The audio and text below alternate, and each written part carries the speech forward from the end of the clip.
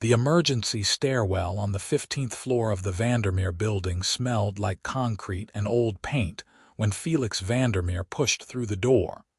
Phone pressed to his ear, seeking 5 minutes of peace from the chaos of the quarterly board meeting. What he found instead was a woman curled against the wall with nothing but a worn duffel bag clutched to her chest. Mascara streaked down her cheeks, looking at him with eyes that held equal parts fear and exhaustion. "I'll call you back," he said into the phone, ending the conversation with his CFO without waiting for a response. The woman scrambled to stand, wobbling slightly in heels that had seen better days, her hand gripping the railing for support. "I'm sorry. I didn't think anyone used these stairs." "I'll go," she said quickly, reaching for her bag with trembling fingers. Felix held up a hand, his 6'3" frame blocking most of the doorway without meaning to. "Wait. Are you all right?" She laughed, but it came out broken. "That's a complicated question." He studied her for a moment. She was probably in her mid-20s, wearing a black pencil skirt and white blouse that looked professional but wrinkled, like she had been wearing them for more than one day. Her dark blonde hair was falling out of what had probably started as a neat bun that morning, or maybe the morning before that. There was something about her that made him want to know what had brought her to his building stairwell with just one bag and a face full of tears. "I'm Felix," he said, letting the door close behind him as he took a step closer but maintained a respectful distance. "Brielle," she replied softly, her knuckles white around the bag's handle. "And before you ask, no, I'm not breaking in or trying to steal anything. I just needed somewhere quiet to sit for a minute. This building has 23 floors and you picked 15. Any particular reason?" She shrugged, a ghost of a smile crossing her face. "It's not the ground floor where security might find me, and it's not so high up that I couldn't walk down if I needed to. Middle ground felt safe." Felix found himself intrigued despite the dozen fires waiting for him back in the conference room. "When's the last time you ate something?" Brielle blinked at him, clearly not expecting that question. "I don't know. Yesterday lunch, maybe." "Come with me," he said, making a decision that his assistant would probably have a heart attack over. He was supposed to be back in the meeting 5 minutes ago, but something about this woman sitting alone in his stairwell pulled at something he had forgotten existed inside him. "I can't just go with a strange man I met in a stairwell," Brielle said, but her voice was weak, and he could see the hunger in her eyes, the exhaustion. "Fair point. I'm the CEO of Vandermere Hospitality Group. This is my building. I was hiding from my board meeting when I found you hiding from whatever you're hiding from. We're both having a day, it seems. There's a break room on this floor with actual food, not just vending machine garbage. You can leave whenever you want, but at least let me get you something to eat before you pass out in my stairwell and create a liability issue." The corner of her mouth twitched. "You really know how to make a girl feel special with that liability talk." "I'm working on my charm," Felix replied, surprising himself with the slight humor in his voice. He rarely joked anymore, his days consumed with expansion plans, investor calls, and the constant pressure of running a hotel empire that spanned 3 continents.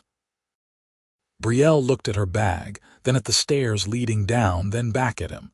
Whatever calculation she was running in her head concluded with a small nod. "Okay, but just food. Then I'll be out of your hair." He led her through the door and down the quiet hallway. It was Tuesday afternoon, and this floor housed mostly conference rooms and administrative offices that were sparsely populated. The break room was empty when they arrived, which suited him fine. Felix went straight to the refrigerator and started pulling things out. Leftover sandwich platters from a lunch meeting, fruit, bottled water, a container of pasta salad. "Sit," he instructed, gesturing to the small table by the window that overlooked the city. Brielle sank into the chair like her legs couldn't hold her anymore, setting her bag carefully on the floor but keeping it close. Felix plated food and set it in front of her, then filled a cup with water from the cooler. She stared at the food for a moment, and he thought he saw fresh tears gathering in her eyes before she blinked them away. "Thank you," she whispered, then picked up half a sandwich and took a bite like she hadn't eaten in days. Felix sat across from her, giving her space but watching as she ate with the kind of hunger that spoke of more than just missing one meal. He should have been back in that meeting. His phone was vibrating in his pocket with what were probably increasingly frantic messages from his assistant. But he stayed. "So," he said after she had eaten most of the sandwich and some fruit, "do you want to talk about why you're hiding in a stairwell with one bag?" Brielle wiped her mouth with a napkin and met his eyes. Hers were green, he noticed, a deep forest green that was striking, even rimmed with red from crying. "I left my boyfriend this morning. Ex-boyfriend now, I suppose. Packed what I could fit in one bag while he was at work. Took the bus into the city because I grew up here and didn't know where else to go. Then realized I have nowhere to go. No family here anymore. My friends are all his friends now. And I quit my job 6 months ago when he said we should move to his hometown. So I've been walking around all day trying to figure out what to do next, and my feet hurt, and I just needed to sit down somewhere free where no one would bother me." The words came out in a rush, like a dam breaking, and Felix felt something tighten in his chest. "Does he know where you are?" "No. He doesn't know I left yet. He won't be home until 6, and even then, I don't think he'll care enough to come looking. He'll probably just be annoyed about the inconvenience." There was a bitterness in her voice that spoke of wounds deeper than what she was saying. Felix glanced at his watch. It was 3:30. "Do you have any money?" "About $200. Everything else was in a joint account that I didn't touch because I didn't want him to know I was leaving before I was gone."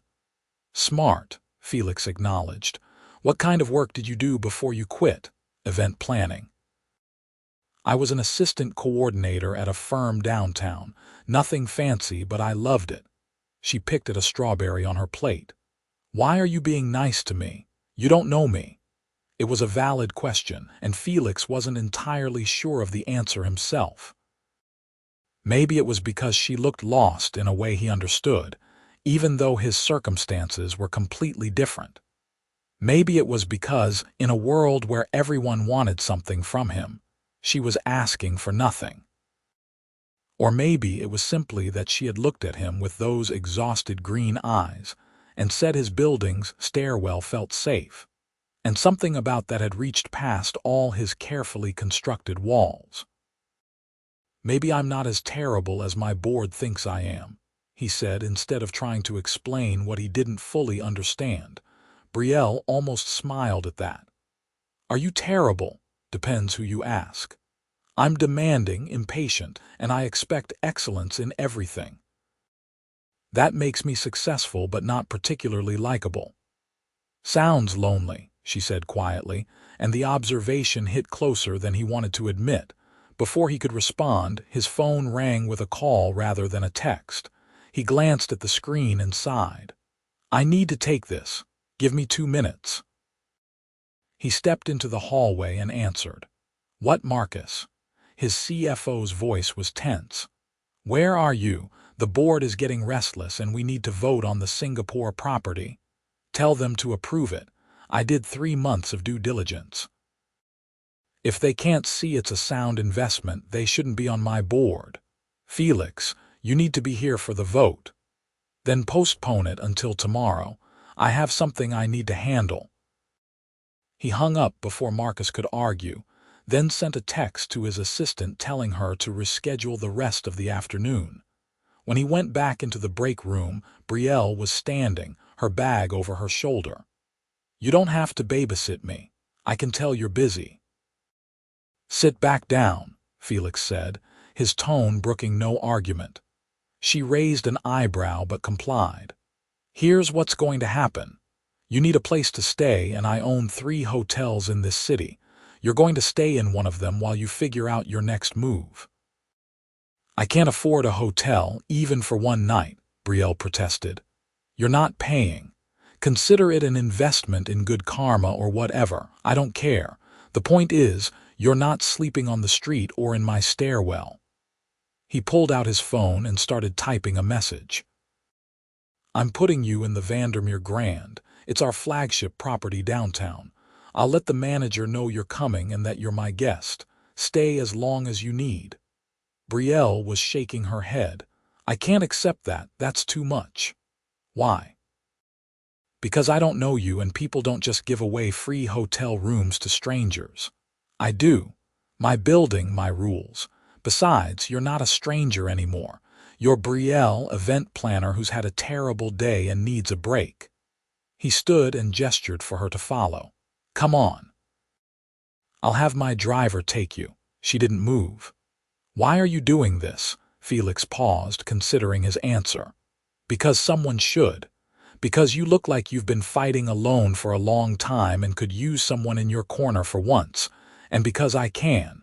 Does the reason really matter?"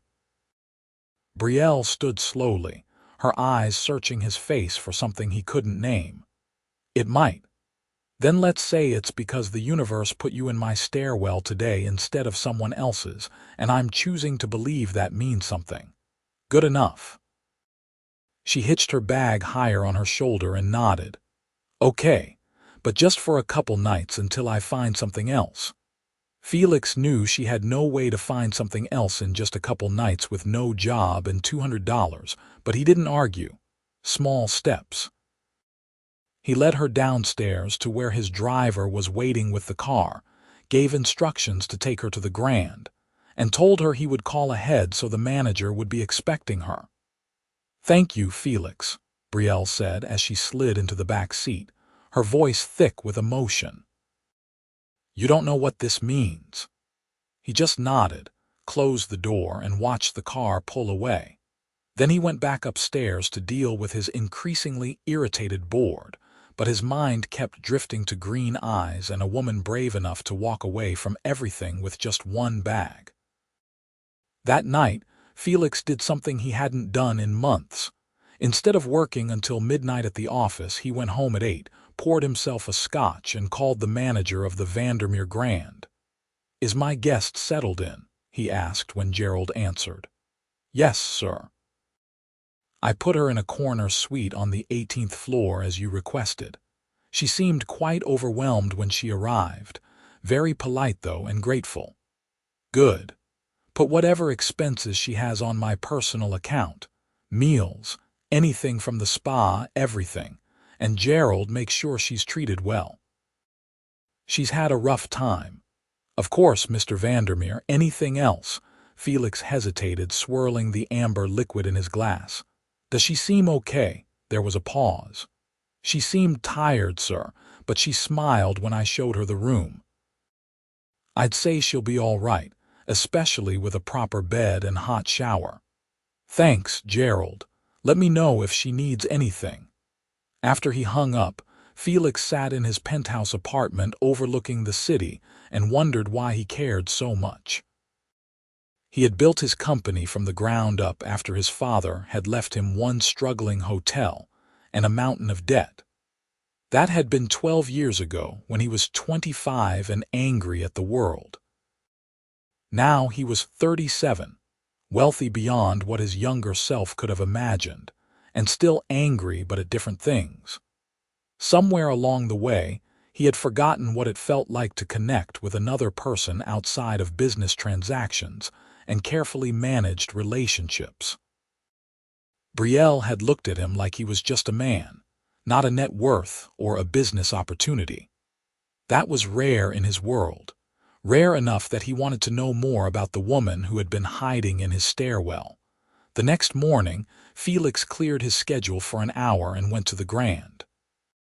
Gerald looked surprised to see him in the lobby at 9 in the morning, since Felix rarely visited their properties without advance notice. "Is she here?" he asked without preamble. "I believe so, sir. She ordered room service for breakfast about an hour ago." Felix nodded and went to the elevator, taking it to the 18th floor. He stood outside her door for a solid minute, questioning what he was doing before finally knocking. Brielle answered wearing the white hotel robe, her hair wet from a shower, and surprise written across her face. "Felix." "Can I come in?" She stepped back, pulling the robe tighter. "Sure. Sorry, I wasn't expecting company. I just got out of the shower and I don't have clean clothes except what I wore yesterday, so I washed them in the sink and they're drying." The suite was immaculate except for a blouse and skirt hanging over the chair by the window. Her single duffel bag sat on the bench at the foot of the bed, looking impossibly small. "How did you sleep?" he asked, like the dead. "That bed is amazing. This whole room is amazing." "I've never stayed anywhere this nice." She gestured to the sitting area. "Do you want to sit? I can call for coffee or tea." "Tea, actually. I haven't had good tea yet today." It was a lie. He'd had coffee from his espresso machine at home, but something made him want to see what she would do. Brielle smiled and went to the phone, ordering a tea service with an ease that spoke of her hospitality background. When she hung up, she sat across from him, tucking her feet under her. "So, do you always check on your charity cases the next morning?" "You're not a charity case." "Then what am I?" Felix considered. "A person who needed help that I was able to give. That's all." The tea arrived quickly, and Felix watched as Brielle poured for both of them with steady hands, asking how he took it and preparing his cup exactly right. It was such a simple thing, but there was something intimate about the care she took, the way she made sure the temperature was right before handing it to him. "Perfect," he said after taking a sip, and her smile was genuine. "My grandmother taught me." She said tea was about more than just drinking something hot. It was about taking a moment to slow down and be present with someone. Brielle wrapped her hands around her own cup. "I haven't thought about that in a long time. Tell me about her." So she did. Brielle told him about growing up with her grandmother after her parents died in a car accident when she was 8, about learning to bake in a tiny kitchen in Queens, about Sunday dinners, and the way her grandmother hummed while she cooked. She talked about losing her grandmother 3 years ago and how it felt like losing her parents all over again. Her voice was soft but steady, and Felix found himself drawn into her story, seeing glimpses of the woman beneath the exhaustion and fear. "That's when I met Derek, my ex," she said, her hands tightening on her cup. "I was lonely and grieving, and he was charming and confident. He made me feel less alone. I didn't see the controlling behavior at first. It was small things. Suggesting what I should wear, who I should spend time with, where I should work. I thought he cared. By the time I realized it wasn't care, it was control, I had already moved away from my life here and into his." "What made you finally leave?" Felix asked quietly. Brielle met his eyes. "He told me I was lucky to have him because no one else would put up with someone as useless as me. And I believed him for about 10 seconds. Then I got angry. Really, truly angry, because my grandmother didn't raise someone useless. She raised someone strong who had just forgotten how strong she was. So I waited until he left for work, packed my bag, and walked out. That takes courage, or stupidity. I have no plan, no job, no place to live." "You have time to make a plan now," Felix said. "And you're good with tea, so that's a start." She laughed, really laughed, and the sound filled the room like light. "Is that your way of saying I have transferable skills?" "Something like that." He set his cup down and leaned forward. "I have a proposition for you." Brielle's smile faded, wariness creeping into her expression.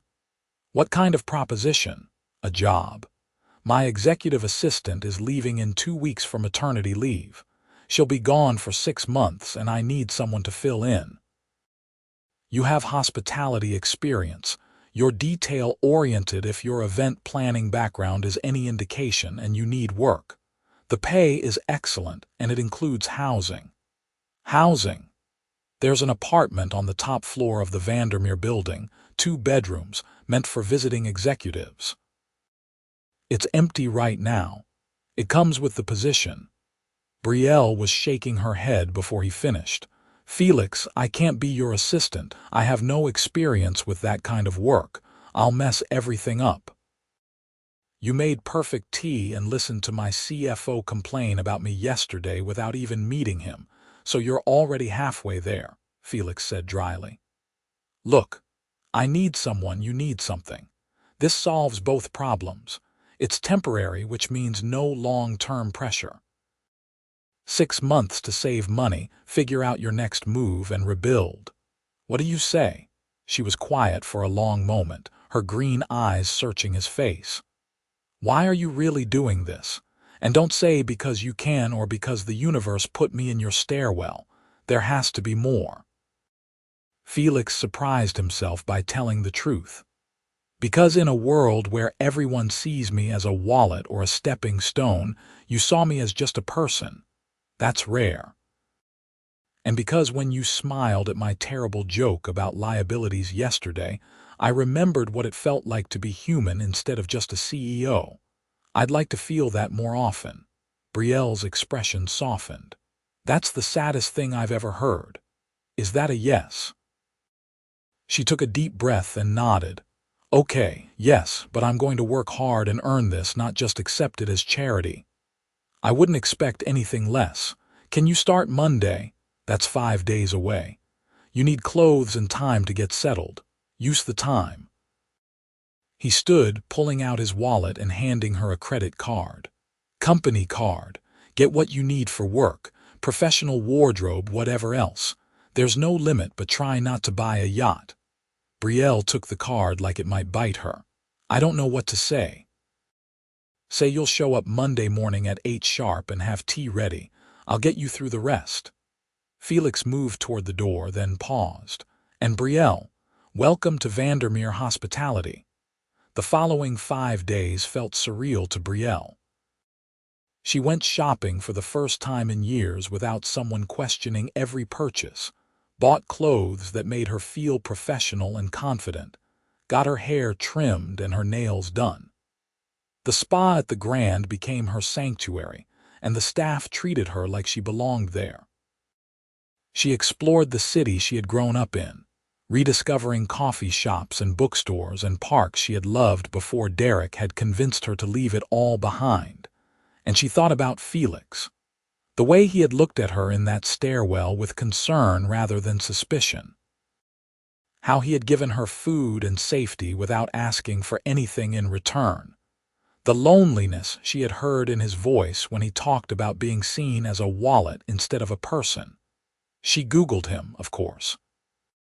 Felix Vandermere, 37, CEO of Vandermere Hospitality Group, estimated net worth in the hundreds of millions. His company owned luxury hotels across North America, Europe, and Asia.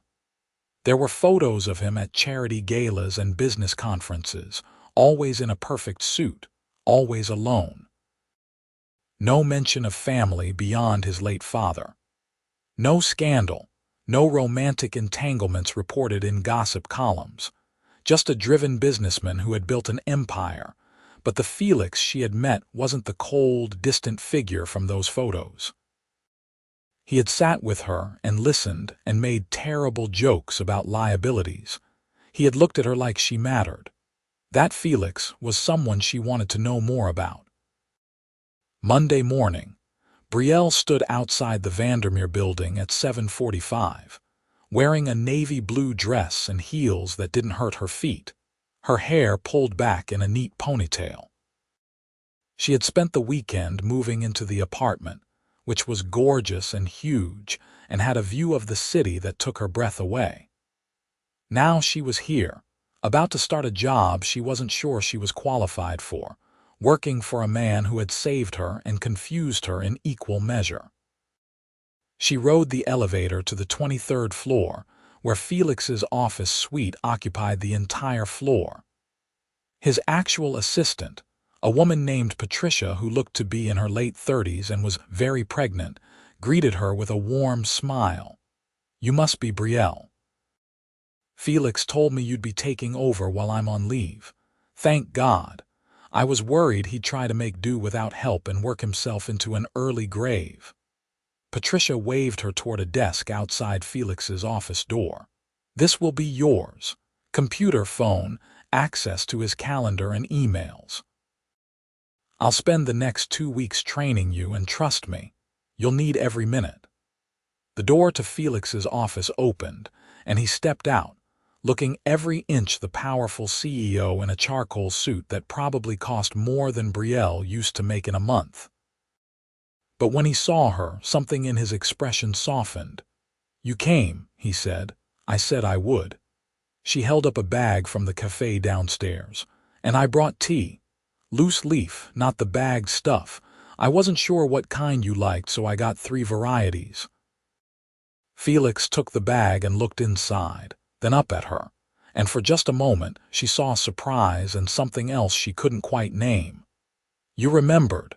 You said you hadn't had good tea yet that day when you came to see me. I figured good tea might be important to you." "It is now," he said quietly, then seemed to shake himself. "Patricia will get you set up. I have a conference call in 10 minutes, but we'll meet this afternoon to go over expectations." The next 2 weeks were a whirlwind of learning. Patricia was patient but thorough, teaching Brielle everything from how Felix liked his calendar organized to which board members needed handling with kid gloves, and which responded better to direct confrontation.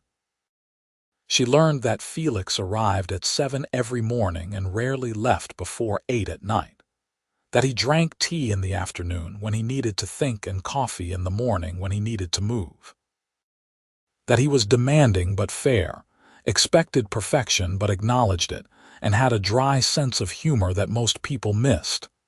And every afternoon, Brielle made him tea. It became their ritual. She would brew it carefully, bring it into his office, and he would take a 5-minute break from whatever crisis he was managing to drink it while she went over his schedule for the next day or relayed messages. Sometimes they talked about work, sometimes about nothing important.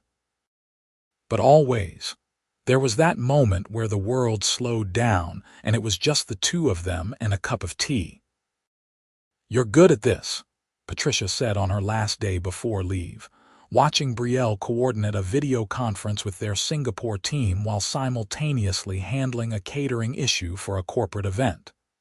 "Better than I expected, honestly. Felix made a good choice." "I'm terrified I'm going to mess something up catastrophically," Brielle admitted. Patricia laughed. "You will. We all do. The trick is fixing it fast and learning from it.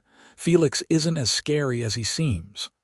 "Well, he is, but not to people who work hard and care about the job. You'll be fine." After Patricia left, Brielle found herself alone as Felix's only assistant, and the weight of responsibility settled on her shoulders. But she met it head-on, determined to prove she deserved this chance. She organized his calendar with ruthless efficiency, anticipated needs before he voiced them, and learned to read his moods by the set of his shoulders and the tone of his voice. 3 weeks into flying solo, Felix called her into his office late on a Friday afternoon. The city was glowing in the sunset beyond his floor-to-ceiling windows, and he was standing with his back to the door, hands in his pockets. "Close the door," he said without turning around. Brielle did, her heart suddenly racing. Had she messed something up? "Is everything okay?" "I'm trying to decide if I made a mistake," Felix said, finally turning to face her. Her stomach dropped. "Did I do something wrong?" "Yes. You made it impossible for me to imagine this office without you." He crossed to his desk and picked up a folder, handing it to her.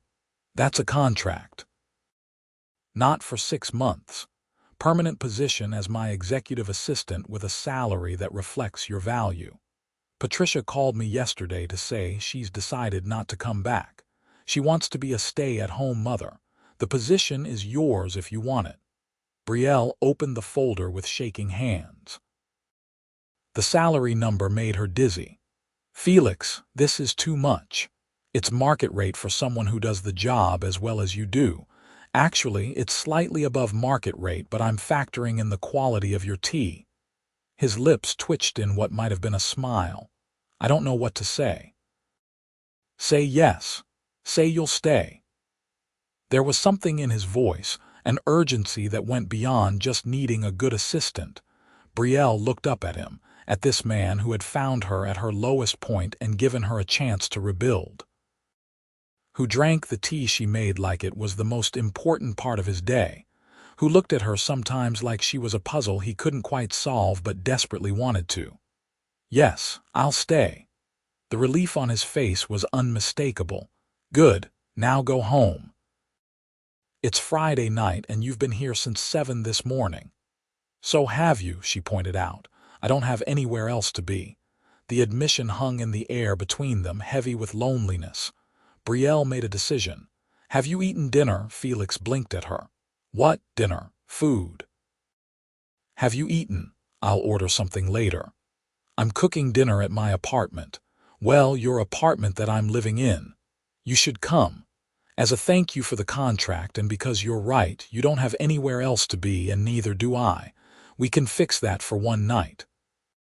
He stared at her like she had suggested they fly to the moon. You want me to come to dinner at your apartment? I'm a good cook. My grandmother's recipes. It's not fancy, but it's real food, and you look like you could use real food instead of whatever you usually order. She was pushing, she knew, crossing some line between employee and something else, but she couldn't stand the thought of him alone in his office or his probably empty penthouse eating takeout by himself. Okay, Felix said after a long moment. What time? 7. That gives me time to actually cook. Brielle left his office feeling like she had just done something either very brave or very stupid, possibly both. She stopped at the market on the way home, buying ingredients for her grandmother's chicken with herbs and roasted vegetables, fresh bread, and a bottle of wine because it seemed like dinner should have wine. At 6:55, she was setting the table in her small dining area when the doorbell rang. She had changed into jeans and a soft sweater, wanting to be comfortable in her own space. When she opened the door, Felix stood there looking slightly awkward, also in jeans and a button-down shirt with the sleeves rolled up.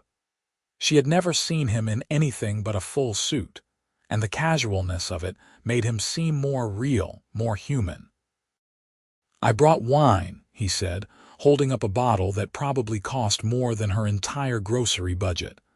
I didn't know what you were making, so I guessed red. Perfect. Come in. She stepped back to let him enter, watching as he took in the space.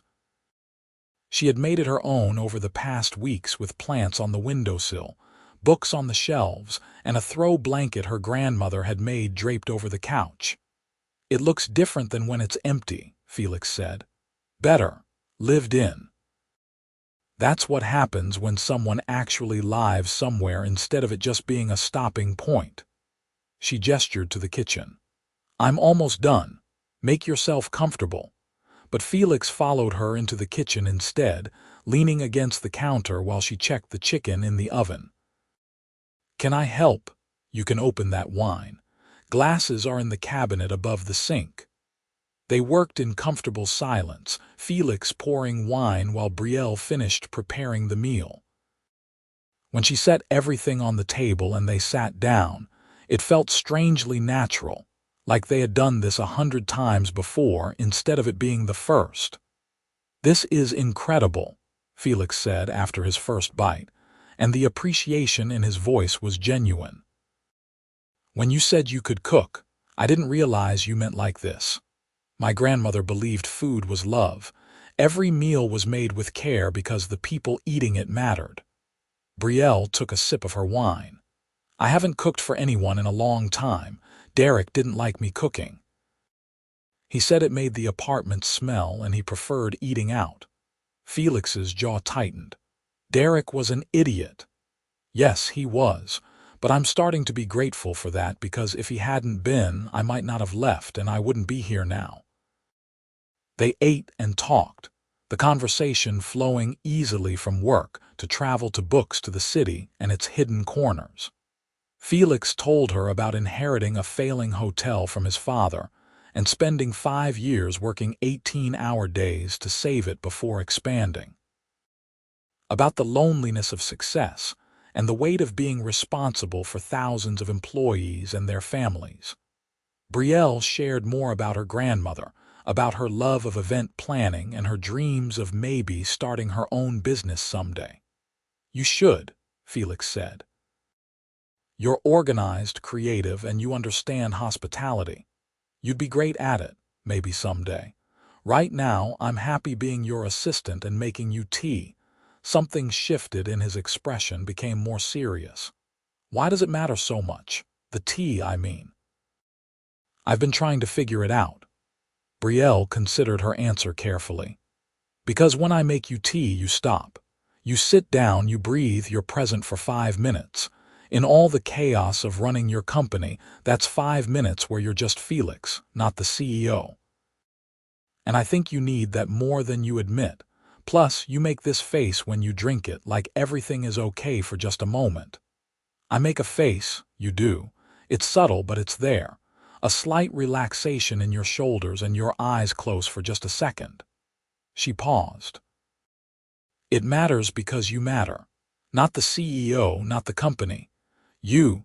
Felix was quiet for a long moment, his eyes locked on hers with an intensity that made her breath catch. "No one has ever said that to me before. Then you've been surrounded by the wrong people." He reached across the table, his hand covering hers.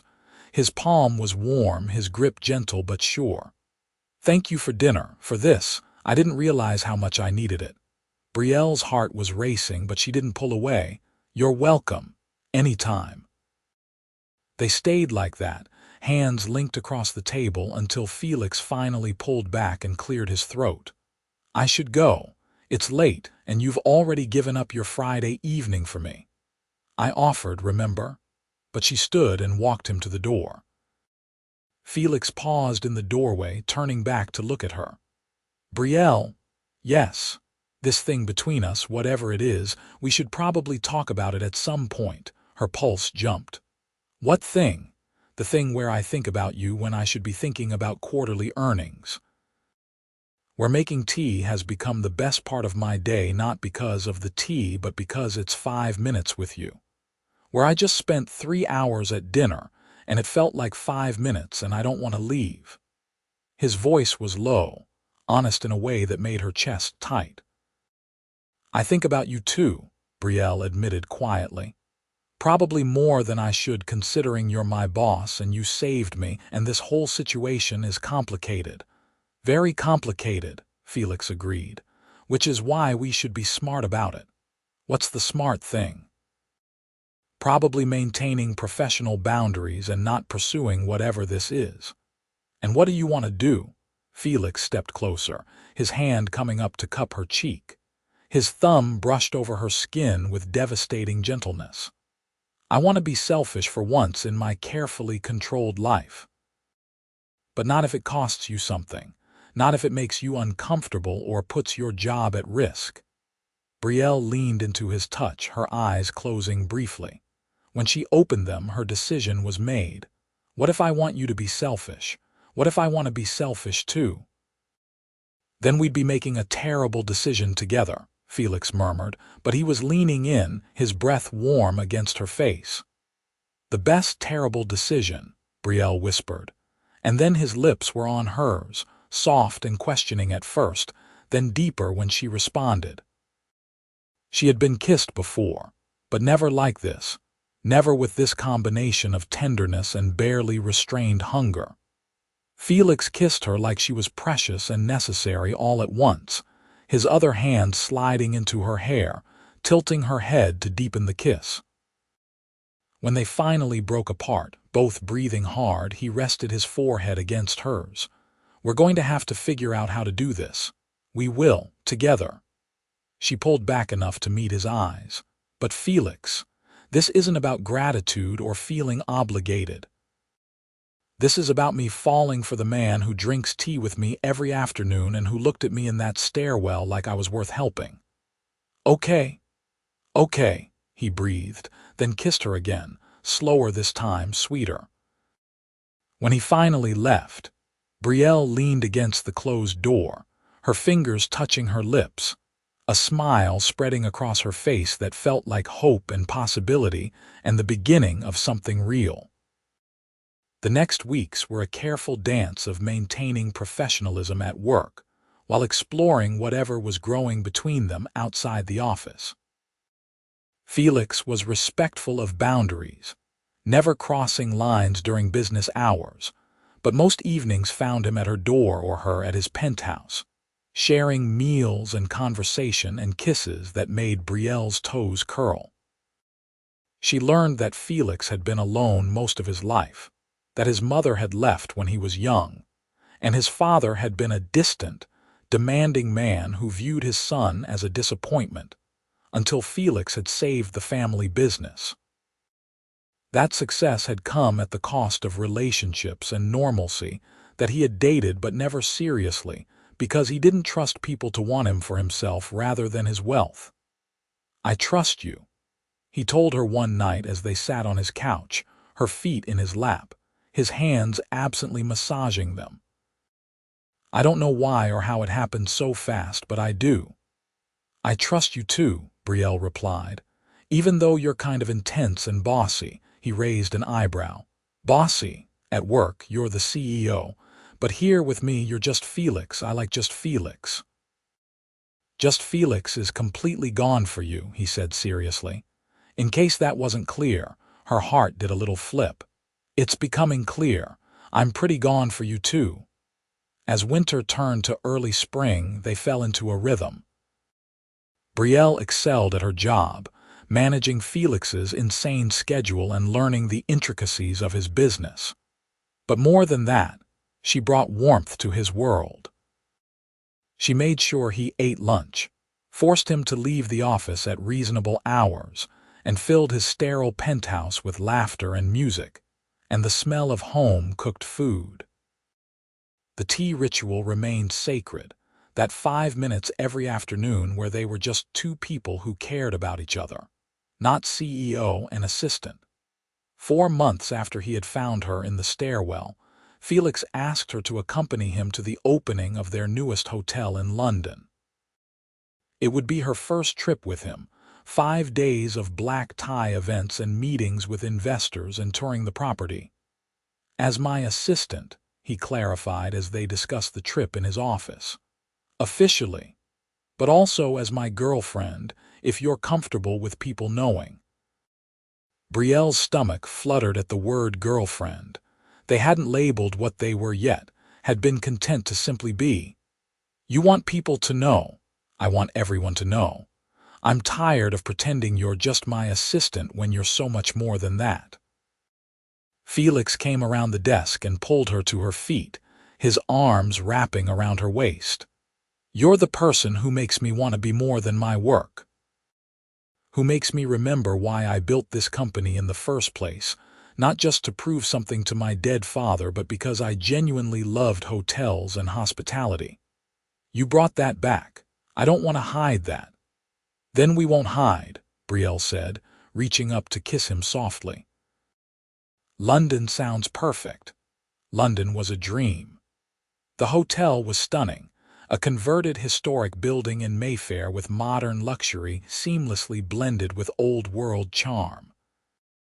Felix was in his element, charming investors and handling press with ease, but he kept Brielle close, introducing her not just as his assistant but as his partner in both work and life.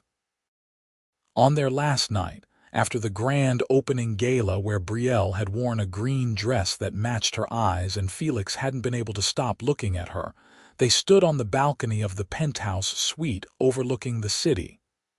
"Come work with me," Felix said suddenly. "Not for me. With me." You have incredible ideas about guest experience and event coordination. I want to create a position for you, Director of Special Events across all properties.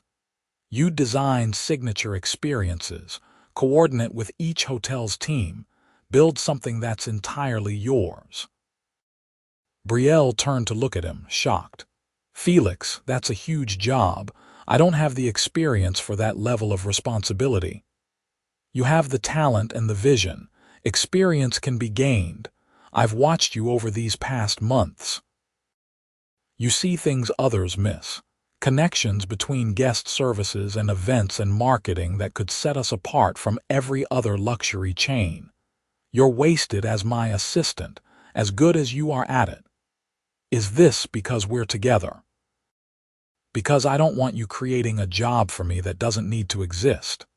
Felix turned her to face him fully, his hands on her shoulders. This is because you're brilliant at what you do, and I'd be a fool not to utilize that. Yes, I love you, and yes, I want you to be happy, but I'm also a businessman and I don't make decisions that don't benefit the company. You would be an asset, a significant one. Brielle's brain caught on 3 words. You love me, his expression softened. I do, completely. I have for a while now, I just wasn't sure when to say it. Probably not while offering you a promotion, but my timing has never been great with personal matters. She laughed, feeling tears prick her eyes. I love you too. So much that it scares me sometimes, because I didn't think I'd ever feel this safe with someone again. Felix pulled her close, kissing her with a thoroughness that made her forget they were on a balcony where anyone could see. When they broke apart, he was smiling, really smiling, and it transformed his usually serious face into something younger, lighter. Is that a yes to the job? Yes to the job. Yes to loving you. Yes to building something together. She paused. But I'm still making you tea every afternoon because that's ours and I'm not giving it up. I wouldn't want you to. That's non-negotiable in any job description. They went back to New York and announced Brielle's new position. There was some gossip, inevitable when the CEO's girlfriend was promoted, but Brielle's work spoke for itself. She threw herself into the role, visiting each property, meeting with teams and developing unique event concepts that generated buzz and bookings. Felix watched her flourish with pride, loving her more each day for her dedication and creativity. But it wasn't all perfect. 6 months into her new role, they had their first real fight. Brielle had spent 3 weeks traveling to different properties, barely home, exhausted and stretched thin. Felix had been dealing with a potential acquisition that consumed his time. They were both tired and stressed, and when he questioned one of her budget proposals in front of other executives, she took it as a personal attack rather than a business discussion. You don't trust my judgment, she accused later in his office after everyone else had left. I questioned one line item, Brielle. That's my job. You made me look incompetent in front of the team. I asked a legitimate question about cost versus projected revenue. If you can't handle business discussions without making them personal, maybe you're not ready for this role. The words came out harsher than he intended, fueled by lack of sleep and frustration. Brielle's face went white. Maybe I'm not. Maybe everyone is right, and I'm just the girlfriend you gave a pity job to. You know that's not true, do I? Because right now it feels like you see me as your assistant who got ideas above her station. She grabbed her bag and headed for the door. Where are you going? Home. Your home that you let me live in. To think about whether I'm fooling myself about any of this. The door closed behind her, and Felix stood in his empty office feeling like he had just made a terrible mistake, but not sure how to fix it. He gave her space that night, though it killed him, then showed up at her apartment the next morning with tea and apologies. I was an ass, he said when she opened the door. I should have asked my questions privately, not in front of the team. and I definitely shouldn't have implied you couldn't handle business discussions. You're one of the most professional people I know." Brielle's arms were crossed, her expression guarded. "I overreacted too. I'm insecure about proving myself, and I took your question as an attack when it wasn't." "Can I come in?" She stepped back, letting him enter. Felix set the tea on the counter and turned to face her. "I love you, and I respect you as a professional. Those things aren't mutually exclusive, but I understand why it felt that way yesterday. I'll do better at separating the two. But Brielle, you have to trust that I believe in your abilities, or I never would have created this position. You've exceeded every expectation, and the only person who doesn't see that is you." "I'm scared," she admitted quietly. "Scared that I'm going to fail and prove everyone right. Scared that you'll realize I'm not worth all of this. That I'm still just the girl hiding in the stairwell with one bag." Felix crossed to her and took her face in his hands. "You were never just that girl. You were always this strong, capable, amazing woman who had been beaten down by circumstances and a terrible relationship, but who never actually broke. I saw that in the stairwell. I see it every day. Please see it in yourself." Brielle's eyes filled with tears. "I'm sorry I ran away instead of talking through it. I'm sorry I gave you a reason to run. Can we agree to fight better next time? Because there will be a next time. We're both stubborn and passionate, and that's going to create conflict sometimes." "Agreed. Fighting better sounds good." She leaned into him, letting him hold her. "I love you even when you're an ass. I love you even when you're insecure for no reason." He pulled back and gestured to the tea. "Now can we drink this before it gets cold and have a proper conversation about the budget proposal? Because you were actually right about most of it, and I want to understand your vision better." They spent the morning talking through her plans, and by the end, Felix approved the entire budget with enthusiasm.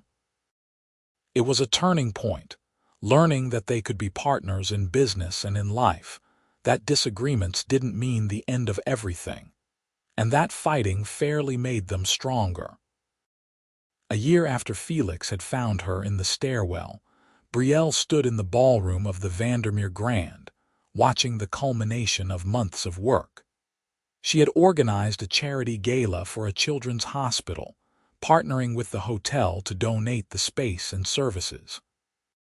500 guests filled the room, and they had already exceeded their fundraising goal. Felix stood beside her, handsome in his tuxedo, his hand warm on the small of her back. "You did this," he murmured in her ear. "This is all you. We did this," she corrected. "You believed in the idea and backed it. I backed you. There's a difference." He pressed a kiss to her temple. "I'm so proud of you." Later, after the gala ended and they were back at his penthouse, Brielle kicked off her heels and collapsed on the couch with a satisfied sigh. Felix disappeared into the kitchen and returned with 2 cups of tea, sitting beside her and handing her one. "You made tea," she said, surprised. "I learned from the best. It's not as good as yours, but it's passable." He took a sip from his own cup. "Today was perfect. But I have a question for you." "What's that?" Felix set down his tea and pulled a small box from his pocket. Brielle's heart stopped as he opened it to reveal a ring, a simple, elegant diamond that caught the light and threw it around the room. "I've been trying to figure out the perfect moment to do this," Felix said, his voice steady but his eyes showing vulnerability. "Some grand gesture or romantic setting. But then I realized the perfect moment is every moment with you. Making tea, fighting about budgets, standing in a ballroom watching you shine, sitting on the couch at the end of a long day. It's all perfect because it's us." Brielle couldn't breathe, couldn't think past the joy and love flooding through her. "Brielle Jane Jensen, will you marry me? Will you keep making me tea and calling me out when I'm being an ass and building this life with me? I promise to see you, really see you, every day, to support your dreams and celebrate your successes. to be the man you deserve, and to never take for granted the gift of your love. Yes, she whispered, then louder. Yes, absolutely yes. Felix slid the ring on her finger with hands that shook slightly, then pulled her into his arms, kissing her with everything he felt. When they broke apart, both laughing and crying, he rested his forehead against hers. I can't believe you said yes. I can't believe I found you, or that you found me. She looked at her hand, the ring sparkling. Do you remember that day in the stairwell? Every detail. You were scared and exhausted, but still fighting, still hoping. I saw that hope and wanted to protect it, to help it grow. I had no idea I was falling in love with you right then, but looking back, I think I was. I thought you were just a kind stranger. Then you became my employer and my friend, and the person I trusted most in the world. And then you became everything. She kissed him softly. Thank you for seeing me that day, for not walking past. Thank you for letting me in, for teaching me what it means to have a partner, a real one, for making tea matter. They stayed up late into the night, making plans and dreaming out loud. A wedding in the fall, something small and intimate. Maybe eventually a house outside the city with room for a family. Expansion plans for her events division and his continued hotel growth, but with better balance between work and life. A future that was theirs together. 9 months later, Brielle stood in the garden of a hotel in upstate New York, Felix's newest property and one she had helped design the guest experience for. She wore a simple white dress that her grandmother would have loved, and Felix waited at the end of a flower-lined aisle in a dark suit. His eyes locked on her with such love that she felt it from across the garden.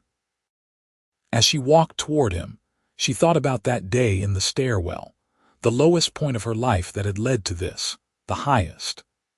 The single bag she had carried then was now part of their story, a reminder of where she had come from and how far they had traveled together. When she reached Felix, he took her hands and the officiant began the ceremony. They had written their own vows, and when it was Felix's turn, his voice was strong and clear. Brielle, you saved me as much as I'd like to think I saved you that day. You brought color and warmth and meaning to a life that had become all work and no joy. You make me tea every afternoon, and in those 5 minutes, I remember who I am beyond the CEO, beyond the company. I'm just the man who loves you, who will spend every day of the rest of his life showing you that you were always worth everything.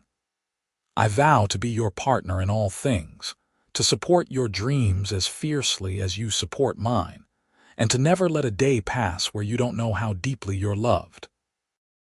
Brielle was crying by the end, happy tears that she didn't bother to wipe away.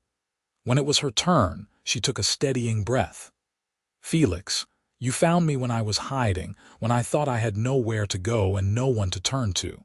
You didn't just offer help, you offered dignity and respect and hope. You saw me, really saw me, when I felt invisible. Every cup of tea we've shared, every conversation, every dream we've built together, has been a gift I never expected but will treasure forever. I vow to be your safe place in all the chaos, to make you laugh when things get too serious, and to remind you every single day that you're not just the CEO or the company but the man I love with my whole heart. Thank you for never walking past that stairwell. When the officiant pronounced them married, Felix kissed her with a tenderness that made the small gathering of friends and colleagues collectively sigh. As they walked back up the aisle together, hand in hand, Brielle felt her grandmother's presence somehow, blessing this new beginning. The reception was joyful, filled with laughter and dancing and toasts that made them both laugh and cry. Gerald, the manager from the Grand who had checked her in that first day, gave a speech about how he had watched their love story unfold and how it had restored his faith in romance. Patricia, Felix's former assistant, flew in with her baby to celebrate, telling anyone who would listen that she had seen the chemistry from day one. As the evening wound down, Felix pulled Brielle away from the party, leading her to a quiet terrace overlooking the gardens. The sun was setting, painting the sky in shades of pink and gold. "Happy?" he asked, wrapping his arms around her from behind. "Completely. This day has been perfect." She leaned back against him.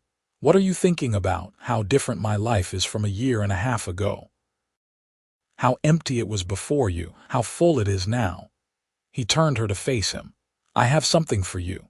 Felix pulled an envelope from his inside pocket and handed it to her. Brielle opened it, confused, then gasped when she saw what was inside. Deed papers for a small commercial building in Manhattan, perfect for office space. "I don't understand," she said, looking up at him. "You said once that you dreamed of starting your own event planning business. This is my wedding gift to you. The building, fully paid off. Your own company if you want it, separate from Vandermere Hospitality. You've built something amazing within my company, but I want you to have the option to build something entirely yours too. No obligations, no pressure, just possibility." Brielle stared at the papers, then at her husband, overwhelmed. "Felix, this is too much. It's not nearly enough. You believed in me and my company, supported my vision while building your own.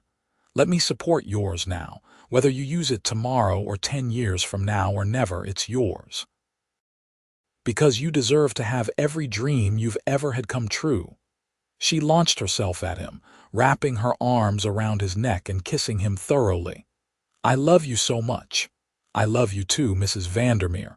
I'm keeping Jensen professionally," she reminded him, and he grinned. "I know. But let me use it at least today." They danced under the stars until late into the night, surrounded by people who loved them, celebrating not just a wedding but the merging of two lives that had been incomplete alone but were extraordinary together. 2 years into their marriage, Brielle stood in the newly renovated building that Felix had given her, now the headquarters of Jensen Events, her boutique event planning and design company. She still worked with Vandermere Hospitality as a consultant, but this company was hers, built from scratch with her own vision. They had just landed a contract to design and coordinate events for a major corporation's annual conference circuit, and her small team of 5 was celebrating. Felix arrived at 5:30 with takeout from her favorite restaurant, a tradition he had started when she first opened the business and kept even now that she was successful enough to afford her own fancy lunches. "Celebrating?" he asked, taking in the champagne and excited chatter. "New contract," Brielle said, coming to kiss him hello. "A big one. I heard. Congratulations, I'm proud of you." He addressed her team. "You all should go home, enjoy the evening, celebrate properly. Your boss works you hard enough, take the win." After they left, chattering excitedly, Felix and Brielle sat in her office, eating dinner and talking about their days. It was comfortable, easy, the kind of partnership that had only deepened with time. "I have news too," Felix said, watching her carefully. "The Singapore property is doing better than projected. The board wants to accelerate the expansion plan, open 3 more locations in Asia over the next 2 years. It would mean travel, time away from home." "That's amazing," Brielle said, meaning it. "You've been working toward this for years." "I have. But I'm not 25 anymore, willing to sacrifice everything for the company. I have a wife I'm completely in love with, a life outside of work that matters. So I'm hiring a VP of international operations to handle most of the travel and on-the-ground work. I'll still oversee everything, but I'll be here with you where I want to be." Brielle set down her food and moved to sit in his lap, cupping his face. "You're allowed to travel for work, Felix. I understand the demands of your job. I know you do. But I've spent years putting the company first, and I don't want to do that anymore. You're first. We're first. The company will be fine with someone else on the ground more often. I've built a good team. It's time to trust them and invest in what really matters. Have I told you lately how much I love you? She asked, her forehead resting against his. Not in at least 3 hours. I was starting to worry.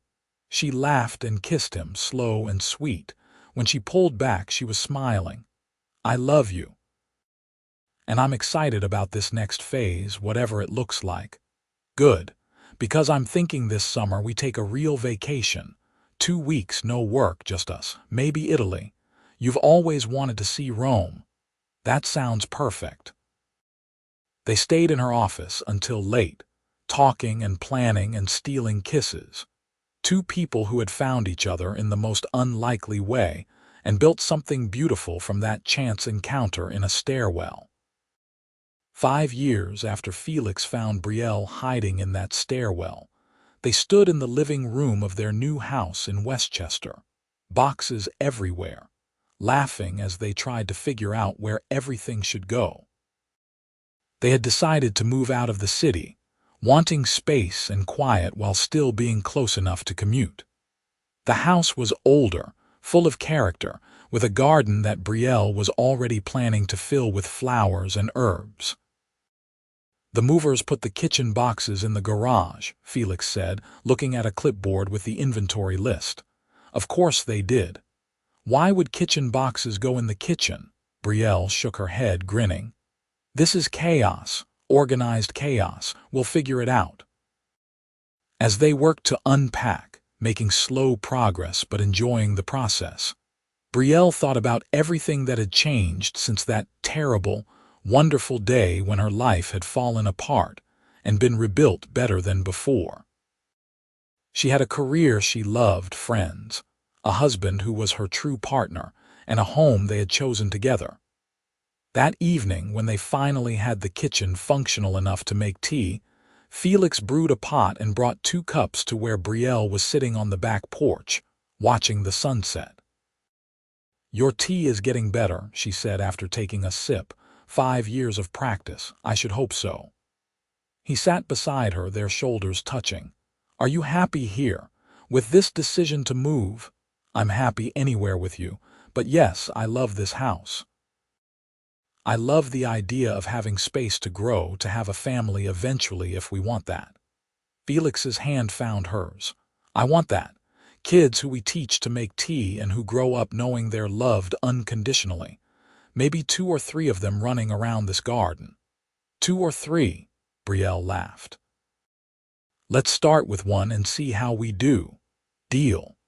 But not right away. I want some time with just us in this house first, making it ours, figuring out our routines. They sat in comfortable silence as the sky darkened and stars began to appear.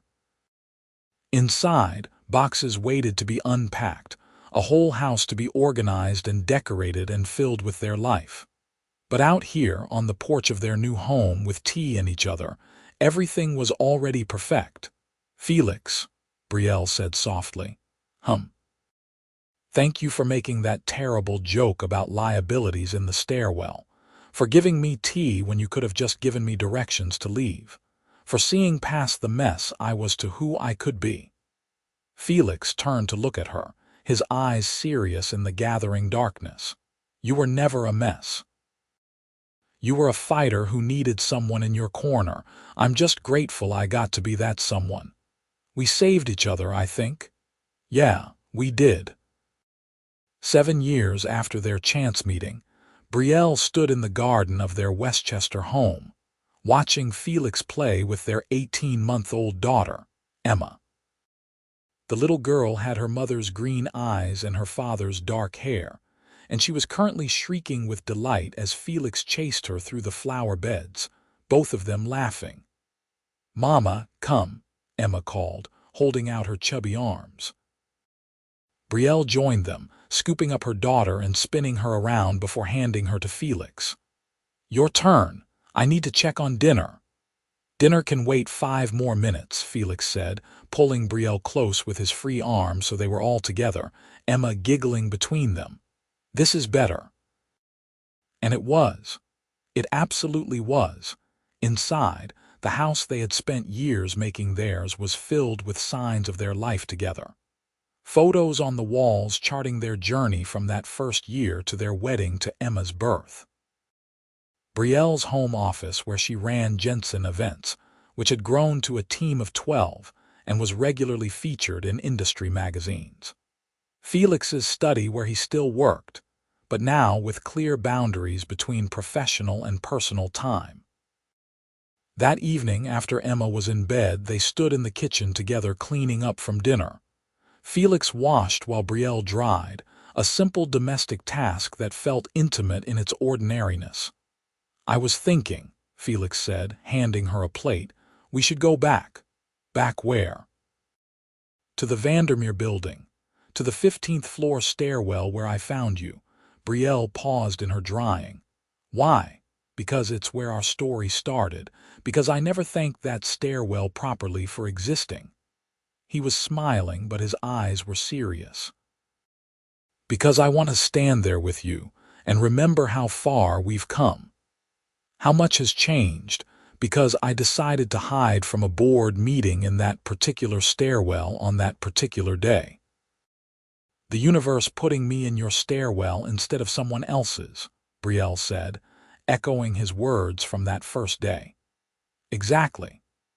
The following Saturday, they dropped Emma with Patricia, who had become a close friend over the years, and drove into the city. The Vandermere Building looked the same, impressive and modern, and Felix led Brielle through the lobby, where security greeted them with smiles and surprise at seeing the CEO on a weekend. They took the elevator to the 15th floor, and Felix pushed open the stairwell door. It smelled the same, concrete and old paint, and looked exactly as Brielle remembered it. She found herself standing in the spot where she had sat with her one bag, crying and scared and so alone. "I was terrified that day," she said quietly. "I had no plan, no idea what I was going to do. I just knew I couldn't stay where I was anymore." Felix moved to where he had been standing when he found her. "I was frustrated with my board, annoyed with my CFO, running from a meeting where everyone wanted something from me. Then I opened this door and found you, and my whole world shifted without me even realizing it. You gave me tea and food and a place to stay. You gave me a job and a chance to prove myself. You gave me everything. You gave me a reason to be more than my company. To remember what it felt like to connect with someone real, to fall in love." Felix crossed to her, taking her hands. "This stairwell is where my life really started the day I met you." Brielle felt tears gathering. "Mine too. I thought I was at the end of everything, but I was really at the beginning. New beginning for both of us." He pulled her close, kissing her there in the stairwell where it all began. "I love you, Brielle, every day more than the last. I love you too. Thank you for not walking past. Best decision I ever made, stopping in this stairwell." They stayed a few more minutes, remembering and marveling at how much had changed, then left hand in hand, ready to return to the life they had built together. A life that had started with a scared woman, a compassionate man, and the simple act of making tea. 10 years after Felix found Brielle in the stairwell, they hosted a party in their garden to celebrate the anniversary of Jensen Events and Vandermere Hospitality's partnership on a new venture: luxury event spaces in select hotels worldwide. It had been Brielle's vision, combining her expertise in event design with Felix's hotel empire, and it was already exceeding projections. Their garden was filled with friends, colleagues, and family. Emma, now 3.5, was showing off her tea party skills to anyone who would watch, carefully pouring pretend tea for her stuffed animals. Their 6-month-old son, Jacob, was sleeping peacefully in his grandmother's arms. Felix's mother, who had re-entered his life 2 years ago, and was slowly building a relationship with the family she had left behind decades before. Felix found Brielle near the flower beds, taking a moment away from hostess duties. He wrapped his arms around her waist from behind, resting his chin on her shoulder. "Hiding from your own party," he murmured. "Just watching, thinking about how full our life is now.